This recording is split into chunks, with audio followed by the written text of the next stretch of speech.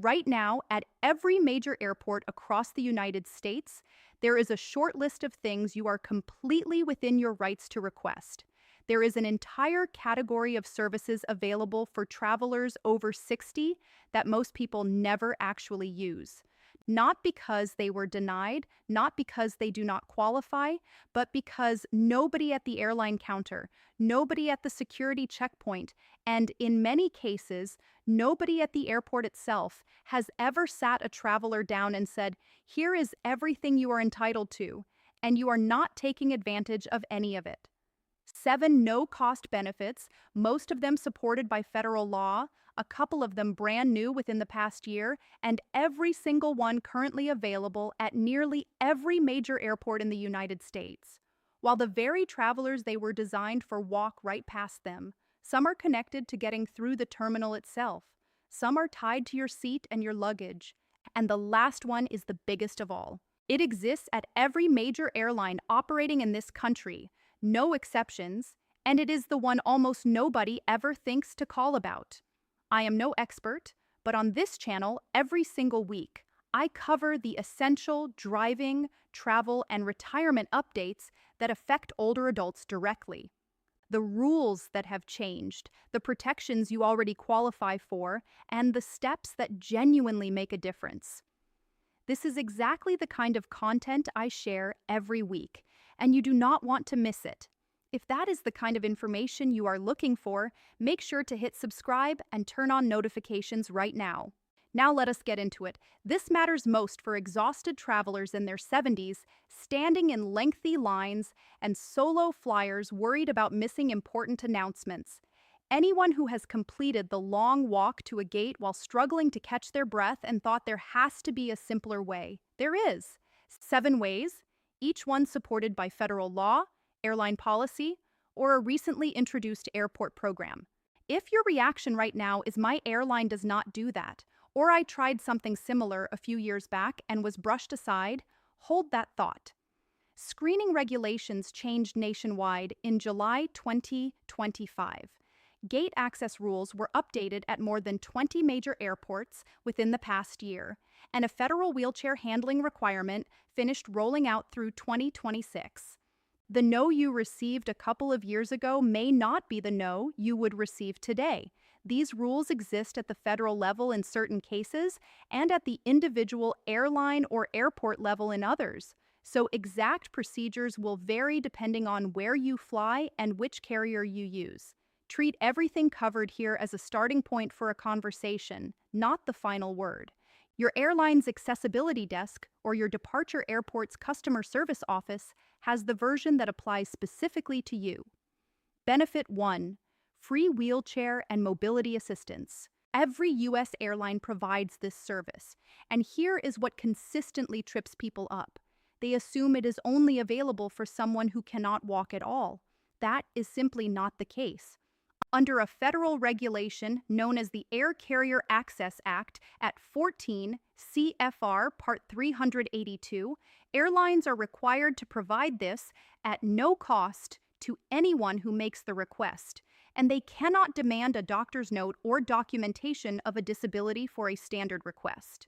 If a long walk to a distant gate sounds exhausting, if your knees or your back make you dread the terminal more than the actual flight, you qualify. A staff member meets you at check-in, accompanies you through security, and has you seated before general boarding is even announced. Put some real numbers on what this actually saves you. A skip-the-line paid membership program like TSA PreCheck costs around $78 for 5 years. This service gives you a comparable advantage through the process at absolutely no cost, plus help with your bags and a seat before the crowd every single trip. No membership fee whatsoever. Here is how to actually use it. Request it under special assistance during the booking process or call the airline's dedicated accessibility line directly rather than the general reservations number. Federal guidance recommends 48 hours of advance notice for guaranteed service. If you are calling the same day, airlines are still obligated to make a reasonable effort. Confirm it twice, once at booking and again at check-in. Since staff manage a high volume of requests, and a quick reminder, ensures someone is actually waiting at the correct location. If you are connecting through a busy hub like Atlanta or Chicago O'Hare, ask the departing airline to arrange assistance for the complete itinerary, not just the first leg, so one carrier remains accountable throughout the entire journey. And try to book connecting flights on a single airline or partner alliance rather than dividing the trip across carriers that will not coordinate with one another. If you are checking your own power wheelchair or mobility scooter, photograph it before handing it over and confirm the battery type with the airline ahead of time. Airlines mishandle thousands of passenger mobility devices every year, and having a photo makes any damage claim significantly easier to pursue. A travel insurance policy that specifically covers mobility equipment is worth considering if you fly with one on a regular basis. Benefit 2. Screening accommodations designed around your age. This one changed in a way most travelers have not caught up with yet. As of July 2025, TSA eliminated the shoes-off requirement for every traveler regardless of age, thanks to newer scanning technology that sees through footwear. So the old tip about seniors 75 and older being allowed to keep their shoes on now applies to everyone and is no longer an age-specific benefit. What is still specifically available to travelers 75 and older? You may remain seated in a wheelchair or mobility device during the screening process. Instead of standing through a full pat-down, you can be cleared using a simple hand swab. And a metal detector alarm typically earns you a second pass-through before any additional screening is initiated. There is also a free resource that almost nobody calls. TSA Cares can be reached at 8557-872-227 by phone or email 72 hours before travel. If you have a mobility issue, a joint implant, a pacemaker, or if you are simply anxious about the checkpoint, a representative will walk you through exactly what to expect at your specific airport and can arrange for a passenger support specialist to personally guide you through the screening process. Benefit 3. A companion who can walk you to your gate without a ticket. And this one just became dramatically easier to use. This has technically existed for years as a case-by-case escort pass arranged at the check-in counter, primarily for minors or travelers who clearly required assistance. As of this year, more than 20 major U.S. airports now operate a formal named version of the program. San Francisco's Gate Explorer, Seattle-Tacoma's Visitor Pass, Detroit's Destination Pass, Nashville's BNA Passport, Philadelphia's PHL Wingmate Guest Pass, and comparable programs at Orlando and other locations. In most cases, your companion applies online in advance or in person at the counter, clears the same TSA screening that any ticketed passenger goes through, and walks with you all the way to your seat. Here is the actual request to make. Check whether your departure airport operates a named guest pass program and apply a few days ahead if it does, since most require an online application, a full legal name, and either a scan of your identification or a same-day name verification with TSA before approval is issued as a digital pass or QR code. If your airport does not operate one of these programs, your companion can still request a traditional escort pass at check-in with phrasing like, "She is traveling on her own today, and I would like to request a gate pass to walk her through security and to her seat. Bring a photo ID, ask early, and understand it is granted at the airlines and airport's discretion." But it never happens if it is never requested. Benefit 4. The one that could mean an airline owes you money. Your wheelchair, scooter, walker, cane, CPAP machine, portable oxygen concentrator, and cold storage medication all travel free of charge. Under federal regulation, none of these items count against your carry-on or checked baggage allowance. They receive priority stowage ahead of other cargo, and no airline may charge a baggage fee, an oversize fee, or a handling fee for any of them. This is not a courtesy. It is federal law. A second checked bag on many domestic routes costs between $35 and $75 each way. If you have been flying for years with a CPAP case that a gate agent quietly charged as a second bag, that is a fee you were never supposed to pay on every trip you have taken. 2 round trips per year at $50 per leg adds up to $200 you never actually owed. And that is before accounting for a decade of travel. There is also a newer protection worth knowing: a Department of Transportation rule that finished phasing in through 2026 requires carriers to provide and cover the cost of a loaner wheelchair, while yours is being repaired or replaced after mishandling, and to reimburse you if that loaner does not adequately meet your needs. What should you actually do? Flag your equipment when you book and again at check-in so it is recorded on your reservation. Carry a brief doctor's note if you travel with a CPAP or oxygen equipment. And if an agent still attempts to charge you, ask for the airport's complaint resolution official, a specially trained staff member that every U.S. airport is federally required to have available for exactly this kind of dispute on the spot before you leave the counter. If you believe you were incorrectly charged on a previous trip, locate the receipt, contact the airline directly for a refund by citing the medical equipment rule by name, and if that does not resolve it, file a formal complaint with the Department of Transportation, which oversees this regulation and tracks disputes by individual airline. There is no guarantee every claim is approved. But the policy is on your side, and very few travelers ever think to ask. So they silently absorb a fee they never owed, trip after trip, year after year. Benefit 5, a small and quiet one, worth knowing about: the Hidden Disabilities Sunflower Lanyard. It is a simple green lanyard decorated with yellow sunflowers, designed around the reality that not every difficulty is visible to others. Arthritis that slows you down at the security bin. Hearing loss that makes an announcement hard to catch. Anxiety in a crowded and noisy terminal. The fatigue that a long travel day places on an aging body.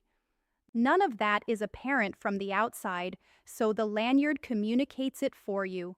Staff at security checkpoints at the gate and on board the aircraft recognize it and understand immediately that you might need a little more time or patience without you having to explain your situation to every single person you encounter. It originated in the United Kingdom and has since spread to more than 230 airports around the world, with a growing number of U.S. airports now making them available at their accessibility or information desks. Free of charge, no paperwork required, no proof of anything necessary, and yours to keep for every future trip you take. Benefit 6, your seat, the one most people assume they always have to pay for. If you would prefer an aisle seat so you can stand without climbing over other passengers, extra legroom, or a position closer to the front of the aircraft to reduce the amount of walking involved, ask for it at check-in or at the gate. Staff have genuine discretion to provide it at no cost when the seat has not already been sold, and this is an entirely separate conversation from the paid seat selection options displayed online. It is best handled directly with an agent or through the accessibility phone line. If the request is connected to a documented mobility need, federal accessibility regulations mean the airline should accommodate it without any additional charge.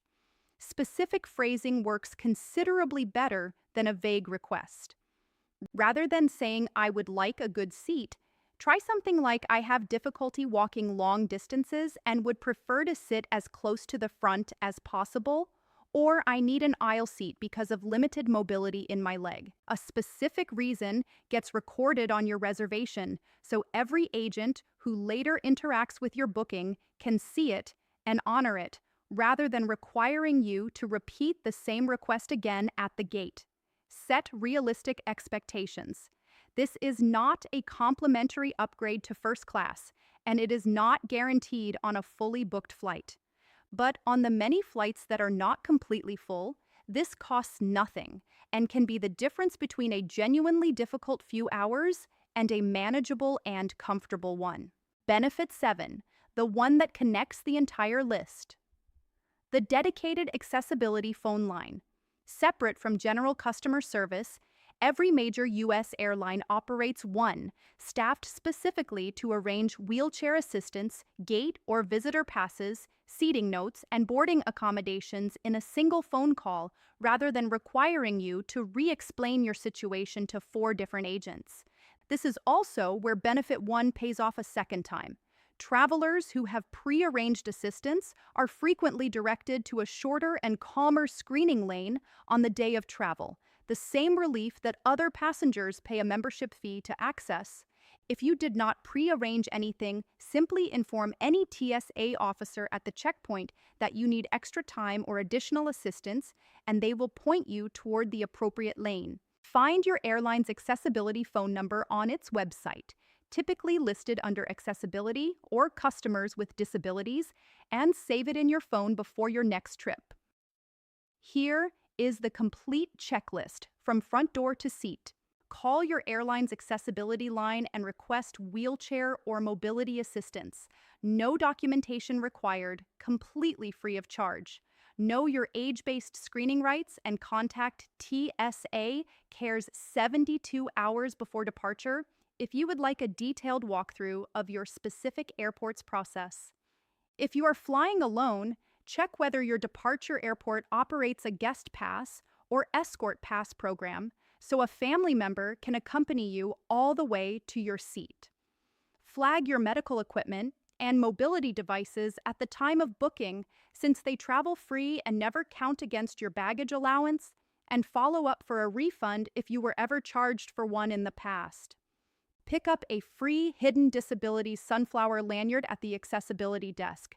Ask early and with specific detail for a complimentary aisle seat or extra leg room seat. And save the dedicated accessibility phone number in your phone right now because it can arrange everything else on this list in a single call.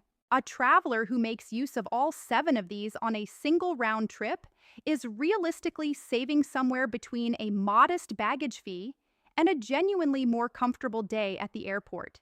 Not because any of it was deliberately kept from them, but because nobody ever laid it out in one place and told them clearly to ask. One honest note to close on. This is general information intended to help you travel more comfortably, not personalized legal or travel advice, and individual airline and airport procedures do change. Some of what has been described here is granted at an airline's or airport's discretion rather than being guaranteed by law. So arrange what you can, particularly wheelchair assistance, at least 48 hours in advance, and confirm current details directly with your specific airline and departure airport before you travel.